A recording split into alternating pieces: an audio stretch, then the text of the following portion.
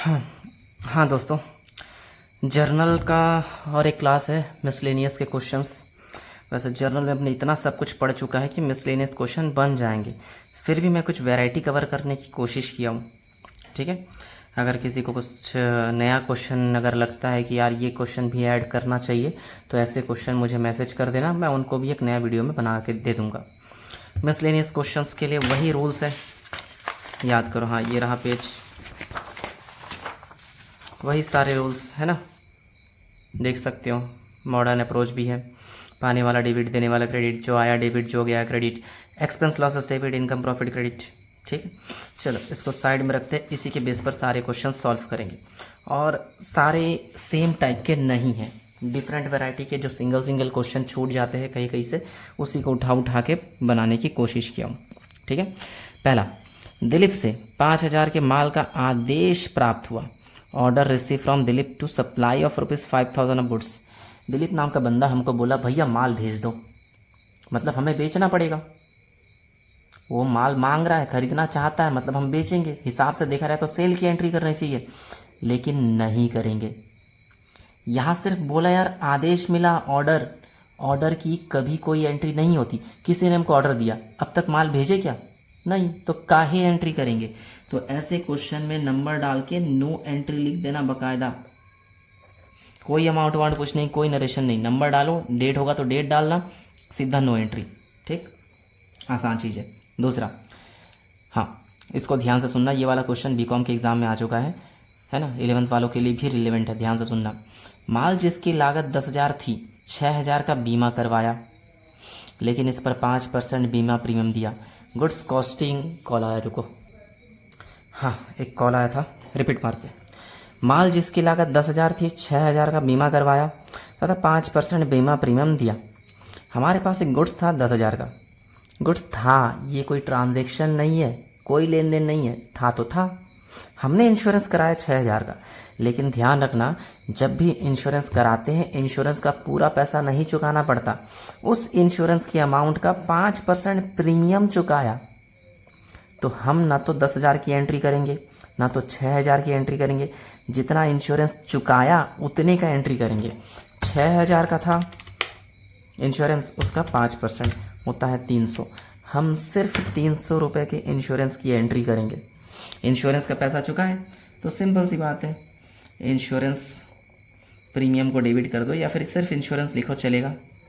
और पैसा गया तो टू कैश, सिंपल सी बात है, सिर्फ 300 नरेशन लिख देना, being insurance premium paid in cash, मैं नहीं लिख रहा हूँ।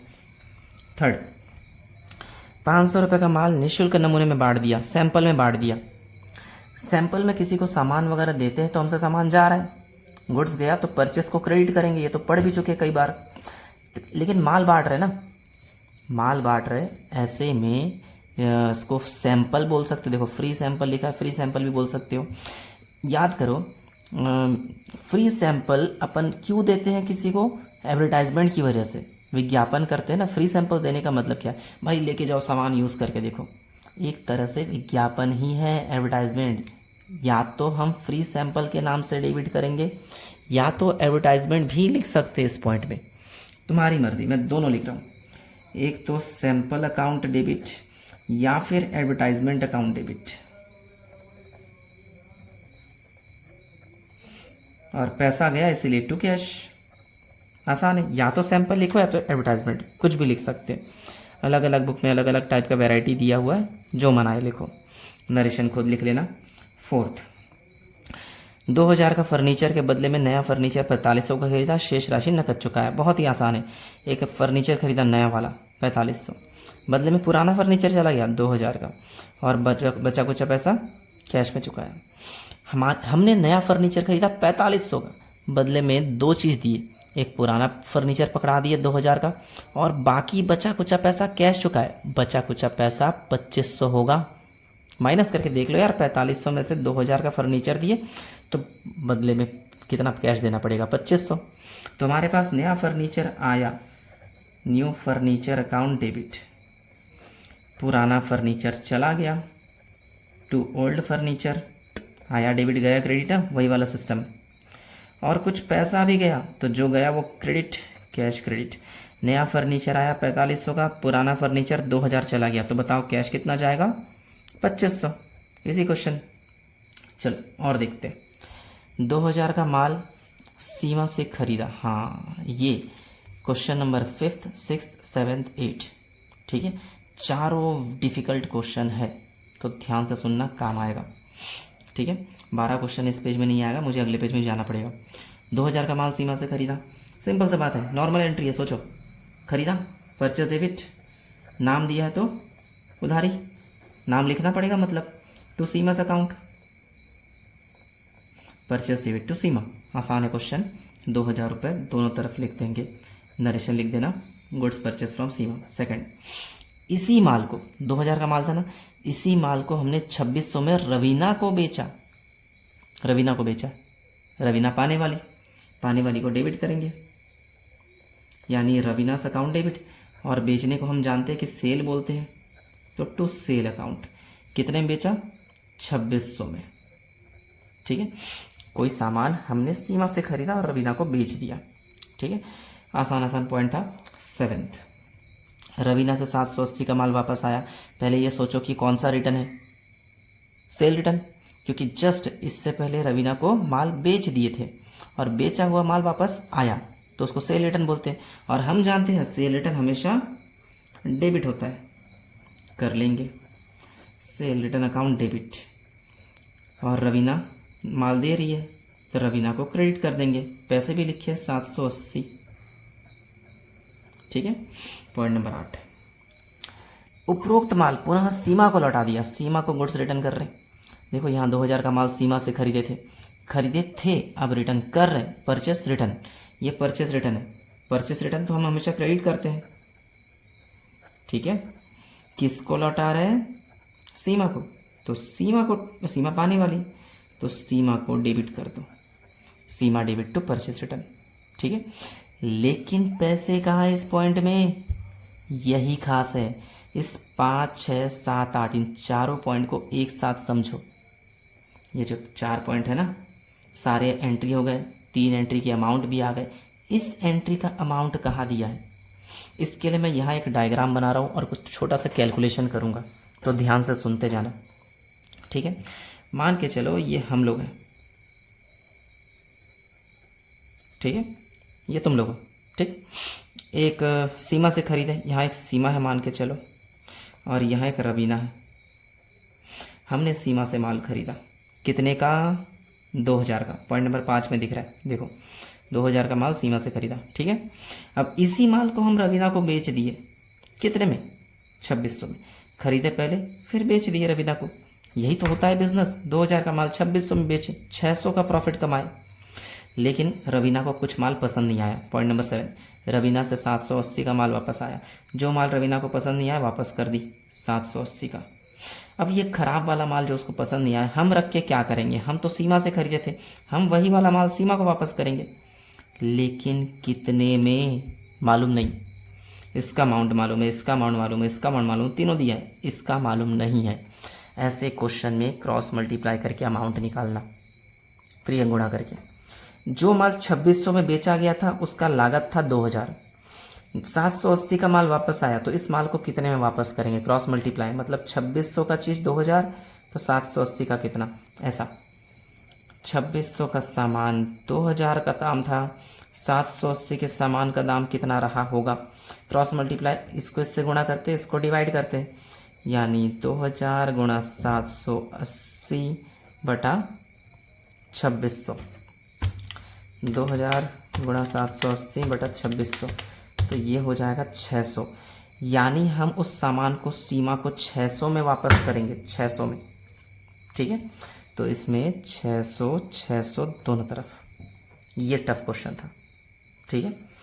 तो जब भी परचेस रिटर्न करेंगे, जो माल खरीद के वापस कर रहे हैं, ऐसा कुछ रिटर्न विटर्न दिया रहेगा। 4 क्वेश्चन का लिंक है बुक में क्वेश्चन ऐसे, तो ऐसे में ऐसा कुछ वर्किंग नोट बना के दिखा के आना, ठीक है।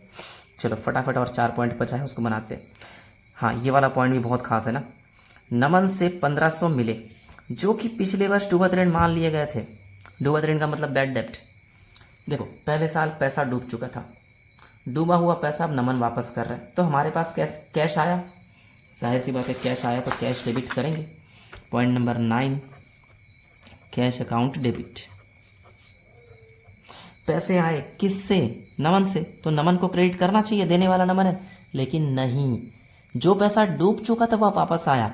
डूबा हुआ पैसा वापस आता है तो हमारा प्रॉफिट, और हम प्रॉफिट को क्रेडिट करते हैं। क्रेडिट करेंगे बैड डेप्ट रिकवर के नाम से, बैड डेप्ट रिकवर अकाउंट। ऐसे क्वेश्चन आ सकते हैं, बुक में है, ध्यान रखना। जो पैसा डूब चुका था पिछले साल वो वापस आया, पैसा आया तो कैश डेबिट। डूबा हुआ पैसा आया, डूबत ऋण वसूली बोलते हैं, बैड डेप्ट रिकवर, जो कि एक प्रॉफिट होता है, प्रॉफिट को करते हैं क्रेडिट। ऐसे याद रखना, ठीक है।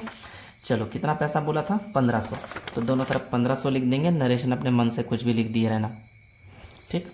चलो पॉइंट नंबर 10 में बोल रहा है 25,000 का मशीन पर 10% रास लगाइए। डेप्रिसिएशन लगाना है।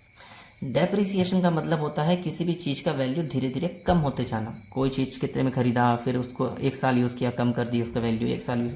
जैसे हम एक सिंपल सा एक एक्टिवा खरीदे, मान के चलो एक्टिवा 1 लाख का आया, पहले 1 साल यूज़ करेंगे, क्या अब वो 1 लाख में बिक जाएगा? नहीं ना, उस पर कुछ तो डेप्रिसिएशन लगा, मतलब उसका दाम एक साल में मान के चलो 20,000 कम हो गया, 80,000 में बिकेगा। अब 1 साल और यूज़ कर लो और कम हो जाएगा। तो जब भी अपन कुछ मशीन खरीदते हैं उस पर डेप्रिसिएशन लगता है हर साल। वही बोल रहा है 25,000 का मशीन था हम पर, हमारे पास 10% का डेप्रिसिएशन लगाइए। रास को डेप्रिसिएशन बोलते हैं, जो कि हमारा एक्सपेंस होता है, खर्चा। खर्चे को हमेशा डेबिट करते हैं।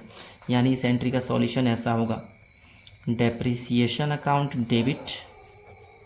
किस चीज़ पे लग रहा है? मशीन पे। तो मशीन का वैल्यू कम हो रहा है, ऐसा बोल सकते हैं। मशीन का थोड़ा वैल्यू चला गया, जो गया उसको क्रेडिट। या फिर मॉडर्न अप्रोच फॉलो करो, याद करो, एसेट्स कम होता है तो क्रेडिट करते हैं। मशीन का दाम कम हो रहा है तो मशीन को क्रेडिट कर देंगे। 25,000 का 10% 2500 होगा, ठीक है। चलो 11वां पॉइंट, डेबिट कार्ड के माध्यम से 1800 का माल बेचा। जब माल बेचते हैं तो पैसे मिलते, लेकिन इस बार पैसे नहीं मिले, कार्ड के माध्यम से बेचा है। एटीएम कार्ड, एटीएम मतलब हमने किसी को माल बेचा, एटीएम कार्ड से स्कैन करके हमारे अकाउंट में पैसा आ गया। तो हमें भले ही कैश नहीं मिला, हमारे अकाउंट में तो आया, हमारे अकाउंट में पैसा आया। करेंगे cash account debit, sorry account में आया ना, बैंक अकाउंट डेबिट, ठीक है, याद रखना, बैंक अकाउंट डेबिट। और माल बेचने को सेल बोलते हैं, बस यही खास था। तो सेल अकाउंट, कितने पैसे हैं? 1800, लिख देंगे 1800, ठीक है। फिर 12 पॉइंट, हाँ, जीवन बीमा प्रीमियम चुकाया 800। जीवन बीमा प्रीमियम नॉर्मल इंश्योरेंस नहीं है, ये लाइफ इंश्योरेंस प्रीमियम है। इंग्लिश में बोलेंगे लाइफ इंश्योरेंस प्रीमियम पेड 800। देखो अगर नॉर्मल इंश्योरेंस प्रीमियम बोलता, जैसे इस पॉइंट में था, देखो पॉइंट नंबर 2 इंश्योरेंस प्रीमियम चुकाया, तो अपन insurance account debit to cash करते। लेकिन ये लाइफ इंश्योरेंस प्रीमियम है, जो कि एक पर्सनल खर्चा होता है, और पर्सनल खर्चे को हम डेबिट करेंगे, मतलब ड्राइंग के नाम से। पर्सनल खर्चा याद है ना, निजी प्रयोग के लिए ड्राइंग, तो ड्राइंग हमेशा डेबिट होता है। तो इस पॉइंट में ड्राइंग डेबिट करेंगे, ड्राइंग्स अकाउंट डेबिट। और पैसे वैसे गया तो टू कैश चुकाया ना 800 रुपये। तो ये रहा मिसलेनियस क्वेश्चन, जितना मेरे दिमाग में आया मैंने बता दिया। अगर कोई और क्वेश्चन दिमाग में आता है तो मुझसे पूछ लेना, मैं सॉल्यूशन दे दूंगा, ठीक है। इसका स्क्रीनशॉट ले लो, ये रहा एक पेज, ठीक, ये रहा दूसरा पेज, यहाँ लिख लिए रहो, जो भी करना चाहो। नोट्स रखोगे ना तो रिवीजन के वक्त इसी से हेल्प मिलेगा। और कुछ एक वीडियो बनाने वाला हूँ मैं, ठीक है। तो मिलते हैं अगले वीडियो में।